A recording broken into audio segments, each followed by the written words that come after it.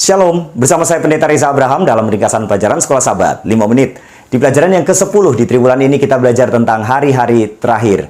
Pelajaran Sekolah Sabat sepanjang satu pekan ini fokus di Markus pasal 13, tetapi didahului dengan Markus pasal 12 ayat 41 sampai 44. Mari kita lihat pelajaran di belakang ini.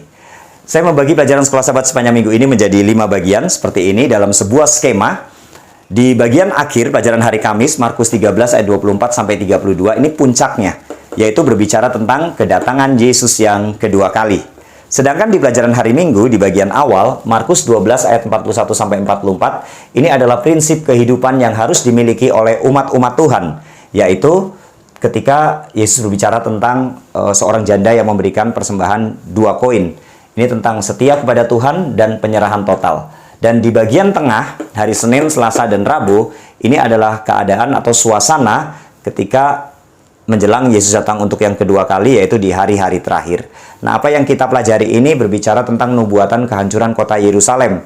Kehancuran kota Yerusalem yang Yesus sampaikan memiliki 2 penerapan, yaitu kehancuran kota Yerusalem sendiri di tahun 70 Masehi, dan juga masa kesusahan yang akan terjadi di menjelang Yesus datang untuk yang kedua kali. Kita lihat yang pertama. Pelajaran hari Minggu ini tentang janda yang memberikan 2 koin. Prinsipnya adalah setia kepada Tuhan dan penyerahan total. Ini penting bagi umat-umat Tuhan. Karena janda itu memberikan dari apa yang dia punya seluruhnya.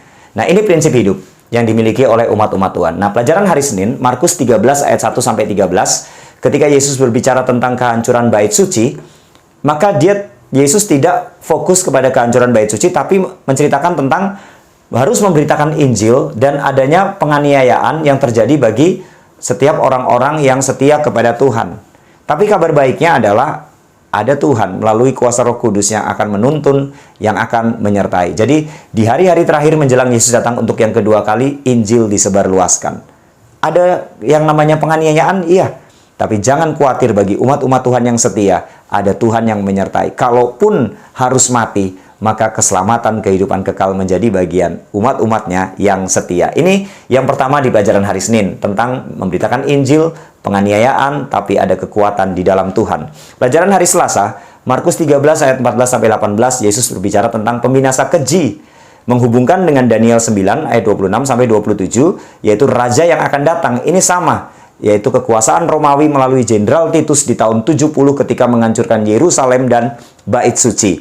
Nah, dalam hal ini, maka kita harus percaya kepada Alkitab. Kenapa? Karena apa yang Yesus sampaikan tentang nubuatan kehancuran kota Yerusalem dan apa yang disampaikan dalam Daniel 9 tentang raja yang akan datang itu terjadi di tahun 70. Berarti apa yang disampaikan itu tergenapi. Alkitab harus kita percayai. Itulah sebabnya di hari-hari terakhir ini kita harus percaya kepada Alkitab sebagai sumber kekuatan. Bagaimana caranya? Membaca Alkitab, merenungkan Alkitab, belajar Alkitab itu penting di dalam hari-hari kita. Kemudian di pelajaran hari Rabu, Markus 13 ayat 19-23, Yesus berbicara tentang siksaan yang belum pernah terjadi. Nah, apa yang Yesus sampaikan ini bukan kehancuran kota Yerusalem, tapi berhubungan dengan nubuatan 1260 tahun yang dicatat dalam Daniel 7. Dan juga Daniel 8. Ada istilah mempersingkat waktu. Nah, ini dimulainya nubuatan 1260 tahun, tahun 538 ketika kepausan berjaya sampai dengan tahun 1798, maka setelah itu, setelah revolusi Prancis, paus ditangkap, itulah istilah yang disebutkan mempersingkat waktu, tidak ada lagi penganiayaan di sana. Tapi kita perlu ingat, menjelang Yesus datang untuk kedua kali, sejarah akan terulang kembali. Nah, dalam hal ini, Yesus menyinggung tentang adanya Mesias palsu, ajaran-ajaran palsu. Waspada, hati-hati dengan hal ini. Itulah sebabnya kalau kita berpegang teguh pada kebenaran firman Tuhan, kita tidak akan disesatkan. Ini hari-hari terakhir akan terjadi seperti ini.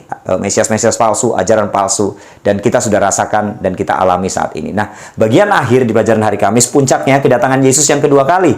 Di Markus 13 ayat 24 sampai 32. Jadi, sebelum Yesus datang untuk kedua kali, ini yang akan kita lakukan. Ini yang akan kita alami. Nah, kita perlu prinsip hidup setia kepada Tuhan dan penyerahan total kepada Tuhan, supaya ketika kita menghadapi hari-hari terakhir sebelum Yesus datang untuk kedua kali, kita dikuatkan oleh karena kita berpegang teguh kepada firman Tuhan. Inilah ringkasan pelajaran Sekolah Sabat sepanjang minggu ini. Tuhan memberkati.